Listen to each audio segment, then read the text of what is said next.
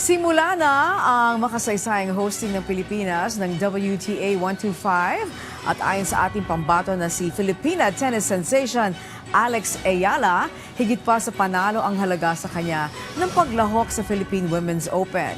Si Paulo Salamatin sa sentro ng balita. Isang makabuluhang yugto para kay 20-year-old Filipino tennis sensation Alex Ayala ang kanyang paglahok sa WTA 125 tournament ng Philippine Women's Open na nakanakdang simulan ngayong araw hanggang January 31 sa Rizal Memorial Tennis Center sa Maynila. Makalipas ang mahigit 10 taon, muling babalik sa Rizal Memorial Tennis Court si Ayala upang salihan ng makasaysayan at kauna-unahang WTA tournament sa bansa sa harap ng libo-libong Filipino fans. Anya, ang pinaka-highlight ng torneyong ito para sa kanya ay ang makapaglaro sa harap ng home crowd. I think the fact that this is happening and the fact that I'm able to have a match at home is really the focus of this tournament, and the fact that there are so many Filipinos in the draw, that's the focus and the highlight of this week for me more than winning the whole thing.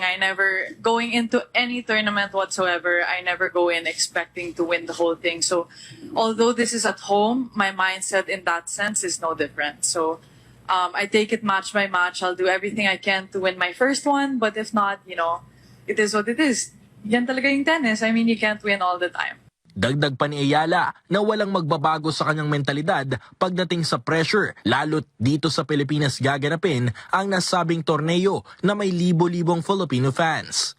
I'm slowly becoming more aware of the gravity that people say I have here.